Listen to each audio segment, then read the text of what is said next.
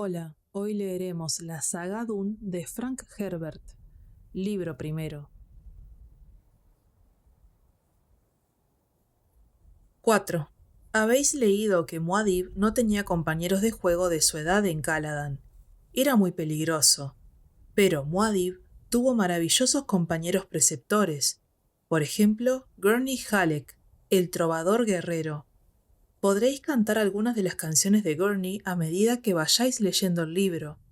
También Thufir Hawat, el viejo Mentat, maestro de asesinos, al que temía el propio emperador Padishah.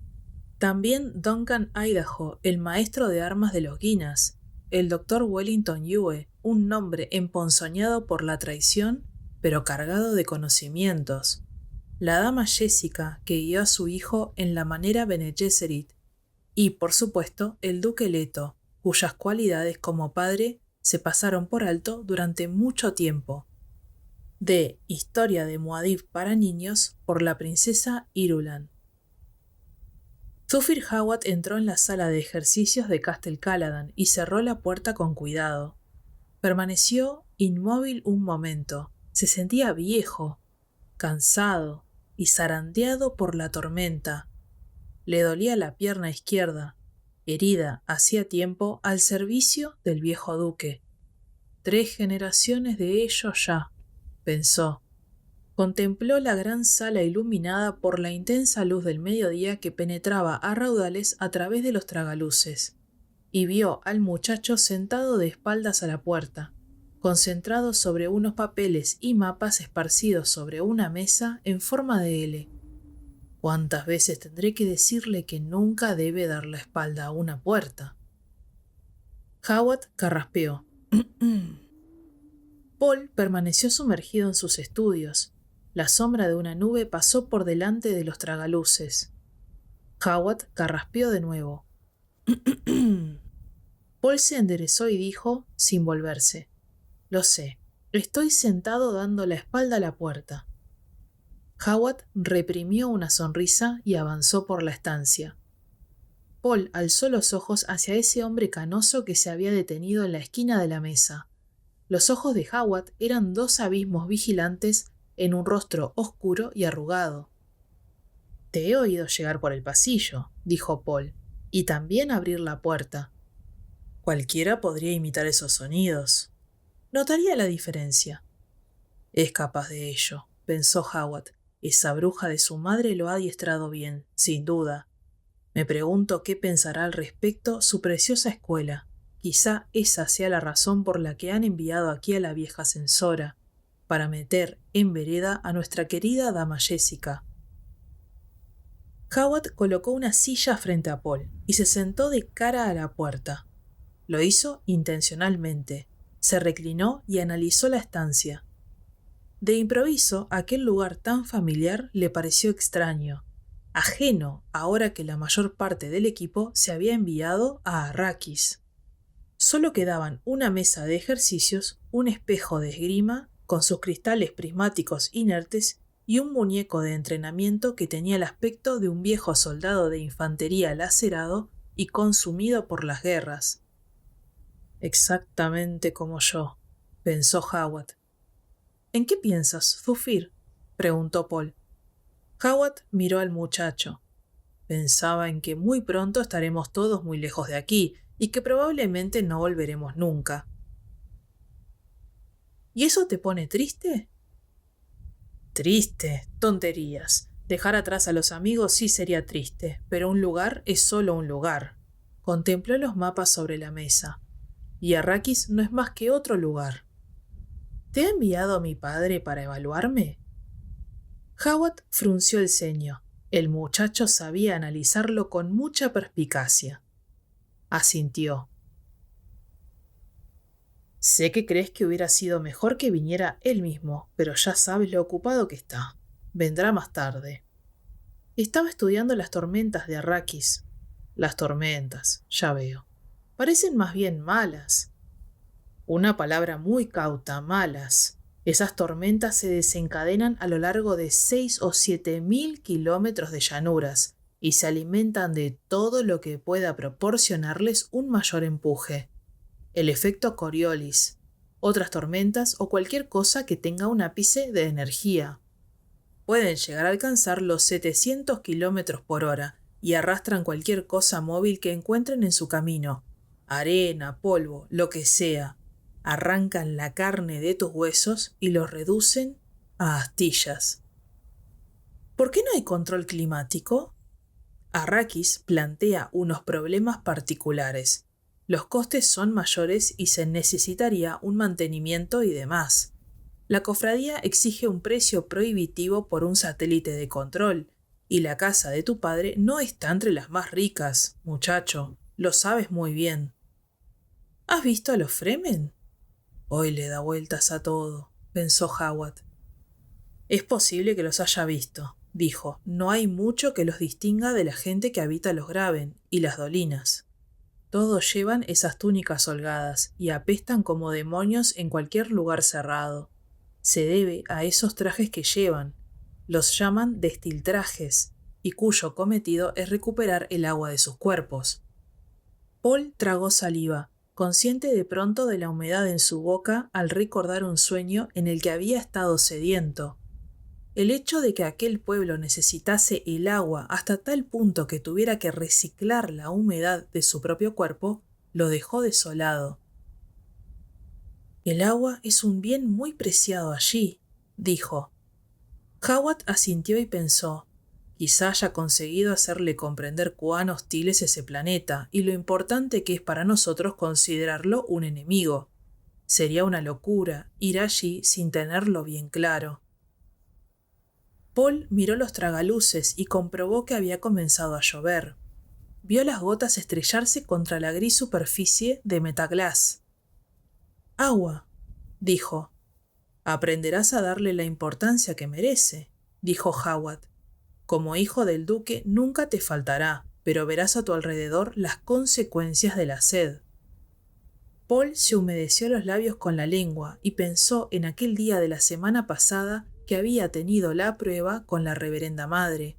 Ella también le había dicho algo acerca de la privación del agua. «Descubrirás las llanuras funerales», había dicho.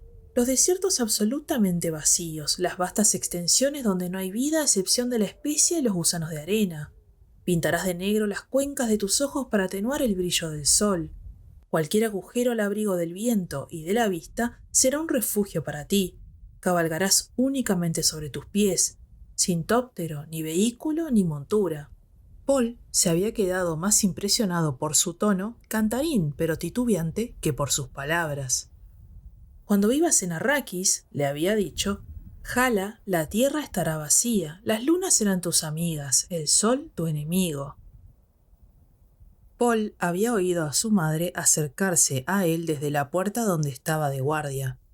La mujer había mirado a la reverenda madre y preguntado, «¿No veis esperanza alguna, vuestra reverencia?» «No para el padre», y la anciana había hecho un gesto para hacer callar a Jessica mientras miraba a Paul. «Graba esto en tu memoria, muchacho. Un mundo se sostiene por 4 cosas». Alzó 4 nudosos dedos. «La erudición de los sabios, la injusticia de los poderosos, las plegarias de los justos y el coraje de los valerosos. Pero eso no vale nada». Cerró los dedos en un puño. «Sin un gobernante que conozca el arte de gobernar. Haz de esto tu ciencia». Había pasado una semana desde aquel día con la reverenda madre, pero era ahora cuando sus palabras adquirían pleno significado. En ese momento, sentado en la sala de ejercicios con Zufir Hawat, Paul experimentó la profunda mordedura del miedo. Miró al Mentat, que tenía el ceño fruncido. «¿En qué pensabas?», preguntó Hawat. «¿Tú también viste a la reverenda madre?» «¿Esa bruja decidora de verdad del imperio?» Hawat parpadeó varias veces con interés. «Sí, la vi». «Ella...» Paul vaciló y descubrió que no podía hablar con Hawat de la prueba. Las inhibiciones eran demasiado profundas. «¿Sí? ¿Qué hizo?» Paul respiró hondo 2 veces. Dijo algo. Cerró los ojos para evocar las palabras, y cuando habló su voz adquirió inconscientemente algo del tono de la anciana. Tú, Paul Atreides, descendiente de reyes, hijo de un duque, debes aprender a gobernar, algo que no consiguió ninguno de tus antecesores. Paul abrió los ojos y dijo: me enfadé y le dije que mi padre gobierna un planeta entero. Y ella dijo: lo está perdiendo. Y yo respondí que le iban a dar un planeta aún más rico. Y ella dijo: también lo perderá. Me dieron ganas de correr para advertir a mi padre, pero la anciana me dijo que ya le habían advertido, que lo habíais hecho tú, madre y muchos más. Completamente cierto, murmuró Hawat. Entonces, ¿por qué vamos a ese lugar?, preguntó Paul. Porque lo ha ordenado el emperador. Y porque, pese a lo que dice esa bruja espía, aún hay esperanzas. ¿Qué otra cosa esputó esa antigua fuente de sabiduría? Paul se miró la mano derecha, que tenía cerrada en un puño bajo la mesa. Lentamente ordenó a sus músculos que se relajaran. Puso alguna clase de poder en mí, pensó. ¿Cómo? Me pidió que le dijera qué significaba gobernar, siguió Paul, y yo le dije que el mando de uno solo, y ella dijo que tenía que volver a aprender ciertos conceptos. Eso es muy cierto, pensó Hawat. Asintió para invitar a Paul a continuar. Dijo que un gobernante debe aprender a persuadir y no a obligar, que se debe ofrecer el hogar más confortable y acogedor del mundo para atraer a los mejores hombres. ¿Cómo crees que tu padre ha atraído a hombres como Duncan y Gurney?, preguntó Hawat. Paul se encogió de hombros. Después dijo que un buen gobernante debe aprender el idioma de su mundo, que es distinto en todos. Creí que con esto quería decirme que en Arrakis no hablan Galag, pero me pareció que no se refería a eso, sino al lenguaje de las rocas y de las cosas que crecen, el que uno no puede oír solo con los oídos. Yo le dije que eso era lo que el Dr. Yue llama el misterio de la vida. Hawat sonrió. ¿Y cómo se lo tomó? Creo que se puso furiosa. Dijo que ese misterio de la vida no es un problema que haya que resolver, sino una realidad que hay que experimentar. Entonces le cité la primera ley del Mentat. Un proceso no puede ser comprendido si se detiene. La comprensión debe fluir al mismo tiempo que el proceso. Debe unirse a él y caminar con él. Eso pareció dejarla satisfecha. Parece que se haya recobrado, pensó Hawat, pero aquella vieja bruja lo asustó. ¿Por qué lo hizo? Thufir, dijo Paul, ¿es Arrakis tan malo como dicen? Nada podría ser tan malo, dijo Hawat forzando una sonrisa. Míralo, Fremen, por ejemplo, el pueblo renegado del desierto. He realizado un primer análisis y te puedo asegurar que son numerosos, mucho más de lo que cree el imperio. En ese planeta vive gente, muchacho, un pueblo inmenso y numeroso que... Hawat se acercó al ojo un nudoso dedo, que odia a los Harkonnen con una pasión desmesurada. Pero no le digas ni una palabra de esto a nadie, muchacho. Solo te lo digo a ti porque quiero ayudar a tu padre. Mi padre me ha hablado de Salusa Secundus, dijo Paul. ¿No crees, Thufir, que es muy parecido a Arrakis? No tan malo quizá, pero sí muy parecido. No sabemos mucho del estado actual de Salusa Secundus, dijo Hawat. Solo cómo era hace mucho tiempo, nada más. Pero en líneas generales tienes razón. ¿Nos van a ayudar los Fremen? Es una posibilidad. Hawat se levantó. Hoy salgo para Arrakis. Mientras tanto, cuídate, aunque solo sea porque te lo pide un viejo que te quiere bien, ¿eh? Ven aquí y no te sientes ofreciendo la espalda a la puerta. No es que crea que haya ningún peligro en el castillo. Es solo un hábito que me gustaría que adquirieses. Paul se levantó y rodeó la mesa. ¿Así que te vas hoy? Sí, hoy. Y tú me seguirás mañana. La próxima vez que nos veamos será en tu nuevo mundo. Sujetó a Paul por el brazo derecho a la altura del bíceps. Mantén libre el brazo del cuchillo, ¿eh? Y tu escudo siempre a plena carga. Soltó el brazo, palmeó el hombro de Paul, se giró y avanzó con premura hacia la puerta. ¡Thufir! llamó Paul. Howard se volvió ante la puerta abierta. «No des nunca la espalda a una puerta», dijo Paul. Una amplia sonrisa afloró en el viejo rostro. «No lo haré, muchacho, puedes estar seguro». Y se marchó, cerrando suavemente la puerta detrás de él. Paul se sentó donde antes había estado Howard y se puso a ordenar los documentos. «Solo un día más aquí», pensó. Miró la estancia a su alrededor. «Estamos a punto de irnos». De pronto la idea de la partida se volvió más real que nunca. Recordó otra vez lo que le había dicho la anciana, que un mundo es la suma de muchas cosas. La gente, la tierra, las cosas que crecen, las lunas, las mareas, los soles. Una suma desconocida que recibe el nombre de naturaleza. Un término vago para el que el ahora no significa nada. Luego se preguntó, ¿qué es el ahora? La puerta frente a Paul se abrió de repente, y un hombre feo y macizo penetró en la estancia con una gran cantidad de armas en los brazos. «Vaya, Gurney Halleck», dijo Paul, «¿eres el nuevo maestro de armas?» Halleck cerró la puerta de un taconazo. «Ya sé que preferirías que viniera para jugar», dijo. Echó una ojeada a la estancia y comprobó que los hombres de Howard ya la habían repasado a fondo y dejado segura para el heredero del duque. Eran unas señales sutiles y codificadas que estaban por todas partes. Paul observó cómo el hombre feo y macizo se acercaba a la mesa de adiestramiento con el cargamento de armas, y vio el balisette de 9 cuerdas que Gurney llevaba al hombro, y la multipúa colocada entre las cuerdas en el diapasón cerca de la pala. Halleck dejó caer las armas sobre la mesa de ejercicios y las alineó. Los estoques, los puñales, los quinjal, los aturdidores de carga lenta, los cinturones escudo. La cicatriz de estigma que le recorría la mandíbula inferior se retorció cuando se dio la vuelta y le dedicó una sonrisa a la estancia. «Veo que ni siquiera me das los buenos días, joven diablillo», dijo Halleck. «¿Qué clase de dardo has clavado en el corazón del viejo Howard? Se ha cruzado conmigo en el pasillo como si corriera al funeral de su peor enemigo». Paul sonrió. Entre todos los hombres de su padre, Gurney era el que más le gustaba. Conocía sus cambios de humor, sus debilidades, su carácter. Para él era más un amigo que una espada mercenaria.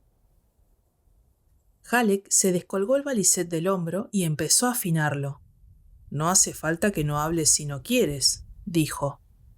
Paul se levantó, empezó a recorrer la estancia y lo desafió. «Vaya, Gurney», dijo, «¿vienes preparado para la música cuando es tiempo de combatir?» «Veo que hoy toca faltar al respeto a tus mayores, ¿eh?», dijo Halleck. Rasgueó un acorde con el instrumento y asintió. «¿Dónde está Duncan Idaho?», preguntó Paul. «Se supone que es él quien deba enseñarme el uso de las armas». «Duncan lidera la segunda oleada hacia Arrakis», dijo Halleck. «Lo único que os queda es el pobre Gurney, que está cansado de luchar y solo desea tocar un poco de música». Rasgueó otro acorde, lo dejó sonar y sonrió. «Y el consejo ha decidido que, puesto que has resultado ser un combatiente tan poco capacitado, es mejor enseñarte un poco de música a fin de que no malgastes completamente tu vida». «Cántame una canción en ese caso», dijo Paul. «Así al menos sabré cómo no se debe hacer». «Ja, ja, ja», rió Gurney. Luego entonó Las chicas galasianas, mientras la multipúa se emborronaba entre las cuerdas. «Oh, oh, las chicas galasianas. Lo harán por las perlas y las de Arrakis por el agua, pero si buscas damas que se consuman como llamas, prueba una hija de Caladan». «No está mal para alguien tan torpe con la púa», dijo Paul. «Si mi madre te oyera cantar tales obscenidades en el castillo, te cortaría las orejas para adornar las almenas». Gurney se tiró de la oreja izquierda. Una decoración bien pobre, a tenor de lo que han sufrido escuchando por el ojo de la cerradura las tonadillas que cierto jovencito intentaba sacar de su balisette.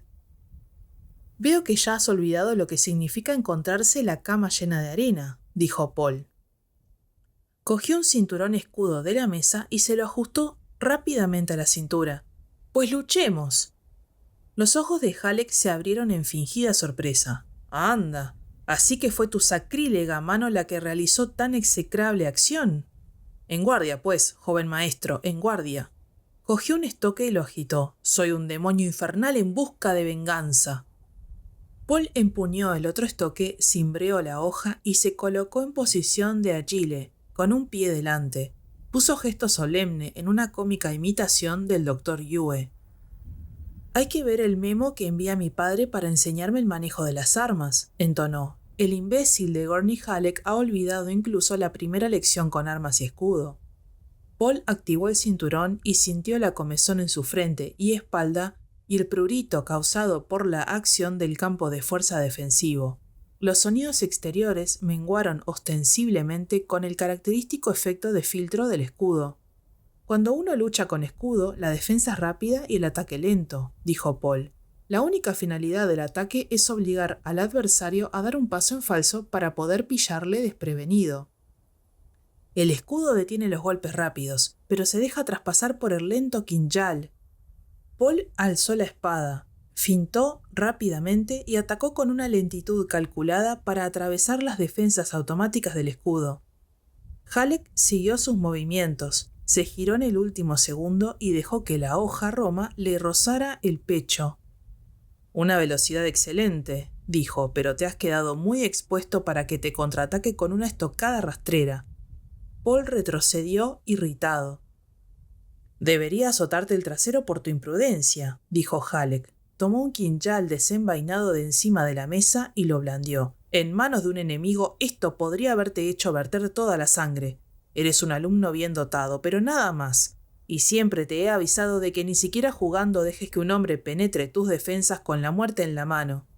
Supongo que hoy no estoy de humor para esto, dijo Paul. ¿Humor? Halleck no pudo evitar sonar indignado, incluso a través del filtro del escudo. ¿Qué tiene que ver tu humor?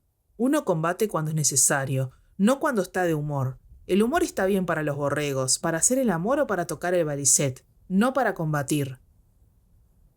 Lo siento, Gurney. No lo sientes lo suficiente. Halleck activó el escudo y se puso en guardia con el quinjal bien aferrado en su mano izquierda y el estoque en la derecha.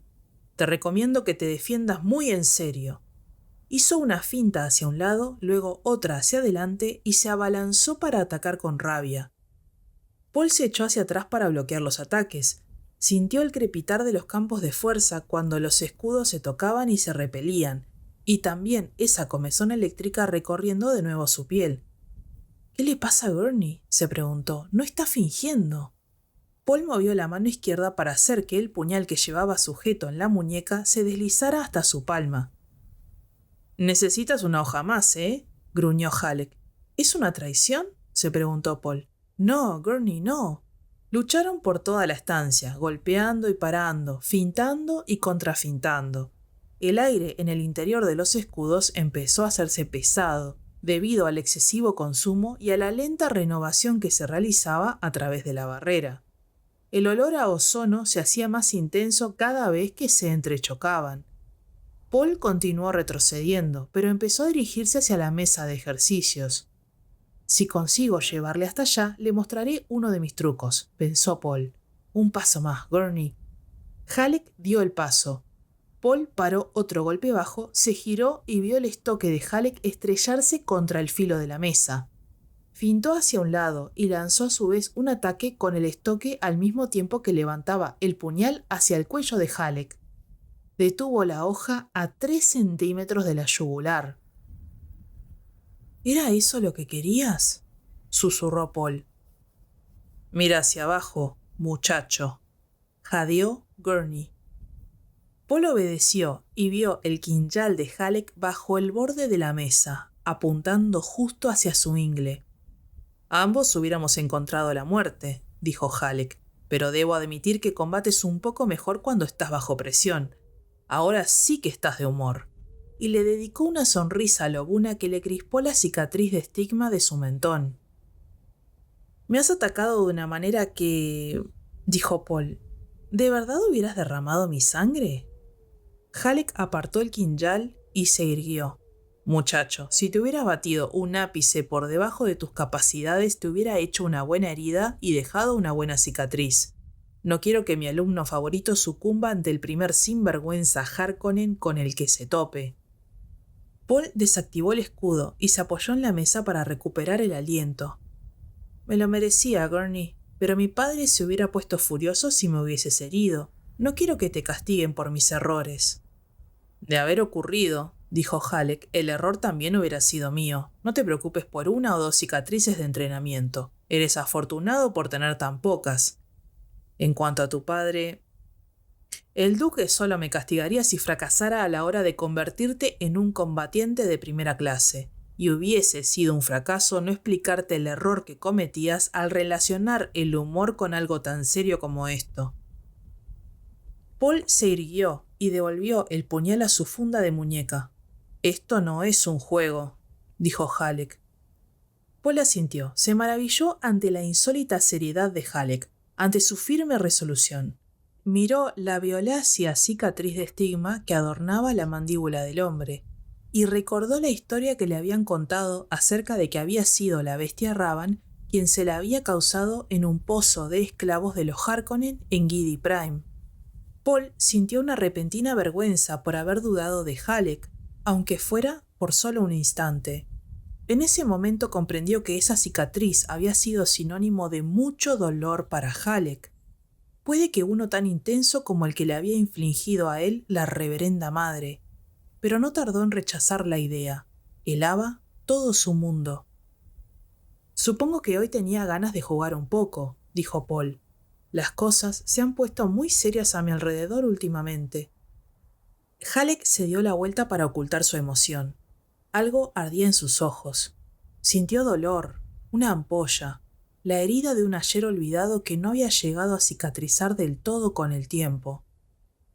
Cuán pronto ha asumido este muchacho su condición de hombre, pensó Halleck. Cuán pronto ha debido aprender esta brutal necesidad de la prudencia, este hecho que se graba en tu mente y te advierte, desconfía incluso de tus allegados. Sin volver a darse la vuelta dijo, he notado esas ganas de jugar, muchacho, y ojalá hubiera podido complacerte, pero se acabaron los juegos. Mañana partiremos hacia Arrakis. Arrakis es real. Los Harkonnen son reales. Paul colocó el estoque en vertical frente a él y se tocó la frente con la hoja. Halleck se giró, vio el saludo y respondió con una inclinación de cabeza. Señaló el muñeco de ejercicios. Ahora entrenaremos tu rapidez. Muéstrame cómo le darías una estocada rastrera. Te vigilaré desde aquí, donde puedo seguir mejor la acción. Te advierto que hoy probaré nuevos contraataques, y es una advertencia que no te hará ninguno de tus enemigos reales. Paul se puso de puntillas para distender los músculos. Adoptó una actitud solemne, ahora que de repente había comprendido los repentinos cambios que habían afectado su vida. Avanzó hacia el muñeco. Pulsó con la punta del estoque el interruptor que tenía en el centro del pecho y sintió de inmediato cómo el escudo que acababa de activar apartaba la hoja del arma. ¡En guardia!, gritó Halleck, y el muñeco se lanzó al ataque. Paul activó el escudo, paró un ataque y contraatacó. Halleck lo vigilaba mientras manipulaba los controles. Parecía tener la mente dividida. Una centrada en el entrenamiento y la otra a la deriva entre las nubes. Soy como un frutal bien cuidado, pensó, lleno de buenos sentimientos y de habilidades y de todas las cosas hermosas que crecen en mí, a la espera de que alguien pueda recolectarlas. Por alguna razón recordó a su hermana menor y visualizó muy bien su rostro menudo. Estaba muerta. Había fallecido en un burdel para las tropas Harkonnen. Le gustaban los pensamientos, ¿o eran las margaritas? No conseguía recordarlo, y le turbaba no poder hacerlo. Paul contrarrestó un golpe lento del muñeco y lanzó un entretisser con la izquierda. Pequeño y astuto demonio, pensó Halleck, que tuvo que concentrarse para contrarrestar los complejos movimientos de Paul. Ha practicado y estudiado por su cuenta. Ese no es el estilo de Duncan y sin duda tampoco nada que yo le haya enseñado. Este pensamiento solo consiguió aumentar la tristeza de Halleck. Me ha contagiado su humor, dijo para sí. Luego empezó a reflexionar sobre Paul. Se preguntó si el muchacho habría sido capaz de conciliar el sueño en el silencio de la noche. Si los deseos fueran peces, todos arrojaríamos nuestras redes, murmuró. Era una frase de su madre que se repetía a sí mismo siempre que sentía las tinieblas del mañana cernirse sobre él. Después pensó en lo extraño que sería usar dicha expresión en un planeta que nunca había conocido los mares ni los peces.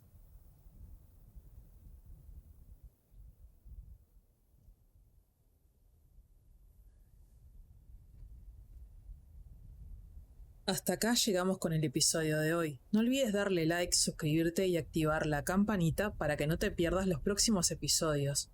Déjame tus comentarios, opiniones o sugerencias para futuros videos. Quiero aprovechar y dar un especial agradecimiento a los miembros del canal. Si se quieren unir, lo pueden hacer por YouTube o Spotify. Así tienen los videos antes que el resto. Nos vemos en el próximo capítulo.